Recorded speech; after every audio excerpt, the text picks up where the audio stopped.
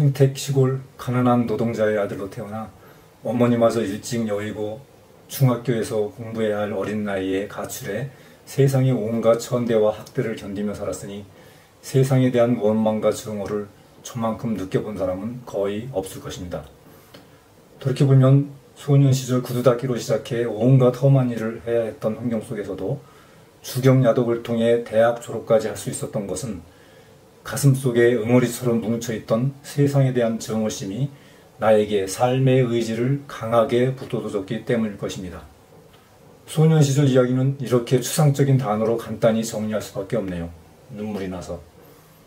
오늘 이야기는 공주사범대학을 졸업한 후 화성시 행정직 공무원으로 막 발령받은 직후 내 인생을 바꿔놓은 초등학교 동창 주호광 친구를 만난 것으로 시작합니다.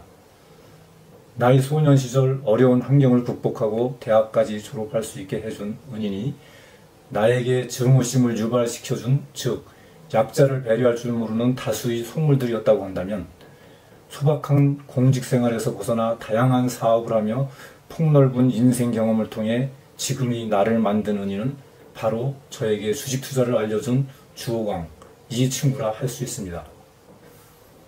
이 친구를 만나지 못했다면 아마 고위직 공무원 직함은 달았을지 몰라도 작은 연금에 만족하며 단편적인 지식으로 소박한 삶을 살아가고 있지 않을까 생각되기 때문입니다. 초등학교를 졸업한 후 13년 만에 가장 친했던 친구 주호광을 길에서 우연히 만났습니다. 너 독학에서 공수사대 입학했다는 소식은 신문에서 봤는데 어찌 교사가 아닌 행정공무원이 되었니? 아, 교사 발령 적체가 심해 발령을 받으려면 2, 3년 기다려야 한다기에 급한 대로 행정공무원 시험을 봤지. 너는 지금 뭐하니? 친구는 중앙대 경영학과를 졸업하고 취업하는 대신 주식 투자로 재미를 보고 있다는 것이었습니다. 아, 그런 게 있었니? 주식이 뭔데? 당시 1986년도에는 증권회사도 서울과 수원 등 대도시에만 있었으니 소도시 지방 사람들은 증권회사가 뭐하는 곳인지 그리고 일반인들이 주식 투자를 할 수 있다는 사실을 아는 사람은 거의 없었던 시절이었습니다. 그래, 바로 이거야. 나의 인생을 바꿔줄 최상의 방법은 주식 투자야. 당시 지방 서점에는 주식 관련 서적이 없었기에 다음날 저는 곧바로 서울 종로 서적에 가서 몇 권 안 되는 주식 관련 서적을 모두 사보고는 돈이 없으니 보험회사로부터 대출을 받아 수원 대우증권에 처음 증권계좌를 개설했습니다.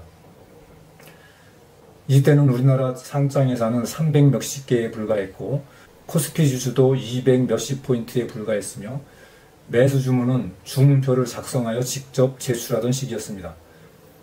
당시 증권시장이 재미있는 풍경을 잠시 이야기해보면 당시의 주식은 매수만 하면 거의 매일 오르기만 하니 조금이라도 빨리 매수 주문을 하기 위해 주문표 뒤에 1만원권 하나 붙여 제출하기도 하고 좋은 주식 정보를 얻기 위해 증권회사 직원들에게 밥 사주기, 심지어는 증권회사 직원에게 밥 산 사람에게 또 밥 사주기 등 웃지 못할 편법까지 동원하던 시기였지요.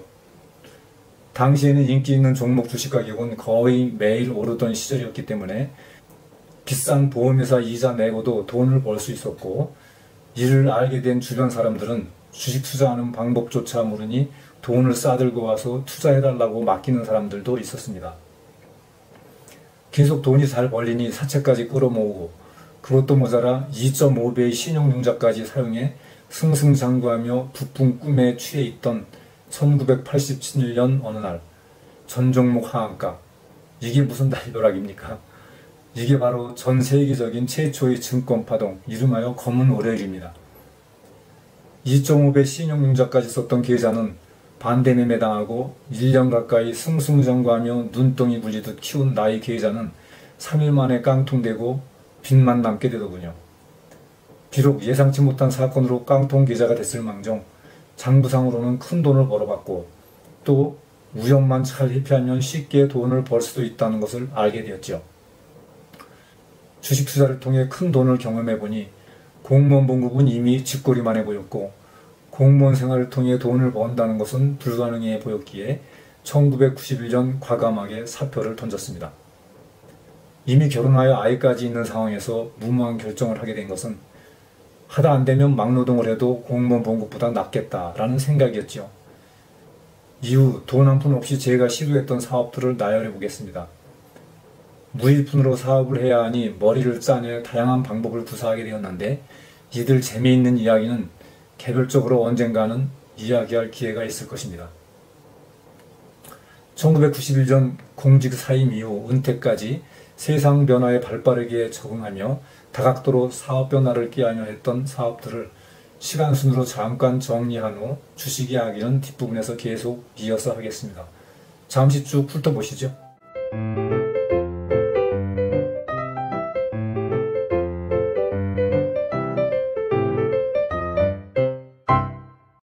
물론 이렇게 다양한 사업을 하면서도 마약과 같은 주식 투자는 항상 부업이었네요. 다시 공직 사퇴 이후의 이야기로 이어가 보겠습니다. 이미 증권계좌는 깡통이 되고 빚만 남았지만 주식에 대한 보다 많은 경제 지식을 쌓아 리스크를 줄이면 충분히 해볼 만한 게임이라고 낙관적인 희망을 갖고 훗날 재기를 꿈꾸며 보다 폭넓은 경제 지식을 쌓는 데 집중하였습니다. 물론 초보자의 잘못된 판단이긴 했지만 대박의 꿈을 꾸며 방통대 경제학과도 입학하고 주식과 깊은 관련이 있는 부동산 투자 관련 서적도 많이 읽게 되었습니다. 자연스럽게 돈을 벌기 위해서는 주식 투자보다는 부동산 투자가 좋겠다는 판단을 하고 공인중개사 자격증을 취득 후 1995년 30대 중반의 나이에 공인중개사 사무실을 3번 신도시에 개업하게 됩니다. 곧이어 온라인과 부동산 정보통신 영역으로 사업 영역 확장과 함께 강남역 사거리로 이전하게 되었습니다. 초등학교 친구로부터 주식 투자를 알게 되어 주식 투자로 깡통도 쳐보고 남들이 선망하는 직장 공무원까지 사직한 후 많은 고생을 하였습니다만 결과는 주식시장에 갖다 준 투자금은 저에게 보다 폭넓은 경험을 쌓게 하고 강건하게 만들어 강남에서 부동산 관련 사업과 투자로 성공하는 데 필요한 귀중한 수업료가 되었다는 사실입니다. 초등학교는 누구에게나 무상교육이었으니 그렇다 치고 중등학교는 다녀보지도 못했고 대학교는 수업료 없는 공주사범대학을 졸업했으며 골프, 테니스, 댄스, 영어회화 등은 레슨을 받거나 학원을 다녀본 일이 없으니 평생 수업료라고 하는 것을 이론 한 푼 지불해 본 적이 없지만 주식 투자를 통한 인생 수업료는 서울 강남 아파트 한 채 이상 지불한 것 같네요. 비싼 수업료 덕에 해외 은퇴 생활 잘하고 있으니 후회는 없습니다. 강남에 자리 잡고 여유가 생긴 어느 날 나의 인생을 바꿔준 은인 친구 주호강이 생각나 친구가 부모와 함께 살던 집 전화로 전화를 했습니다. 다행히 어머님이 전화를 받네요. 저와 가장 친한 친구라는 걸 어머님도 잘 알기에 반갑게 맞이할 줄 알았는데 이게 웬일입니까? 대답은 안 하시고 한참을 흐느껴 오시더니 수화기를 떨어뜨립니다. 그 친구 성격으로 봐서 추측입니다만 주식 투자 실패로 다시는 돌아오지 못할 길을 가지 않았나 생각됩니다. 저는 20대 후반부터 30년 이상 뒤에 있을 때마다 주식 투자를 해왔고 특히 2년간은 전업 투자자로서 선물, 옵션, 스캘핑까지 해봤습니다만 결론은 주식 투자는 내 화투패를 훤히 들여다보고 있는 사람과의 게임과 같기 때문에 공부를 많이 하면 할수록 정보를 많이 알면 알수록 더 많은 돈을 잃게 된다는 사실입니다. 왜냐하면 아는 게 많아지면 자기 확신에 빠져 투자 금액이 커지고 생각도 많아지게 되니 마음이 흔들리기 때문입니다. 아무것도 모르는 어린애가 경제학 박사보다 주식 투자로 돈 벌 확률이 높은 이유입니다. 그나마 주식보다는 훨씬 공정한 게임은 선물 옵션 투자입니다만 선물 옵션은 레버리지가 높다 보니 욕심과 심리에 무너져 결국 돈을 잃게 된다는 점입니다. 그럼에도 저희 35년 주식 투자 경험으로 볼 때 오로지 심리적 부담이 되지 않는 소액으로 선물 옵션을 차트가 암시하는 확률에 의거해 투자를 한다면 고수들은 매달 작은 용돈 정도는 벌었을 수 있습니다. 하지만 본능처럼 솟아오르는 욕심을 인간이 버리기는 결코 쉽지 않기 때문에 은퇴 자금으로 주식 투자를 하는 일은 절대 있어서는 안 됩니다.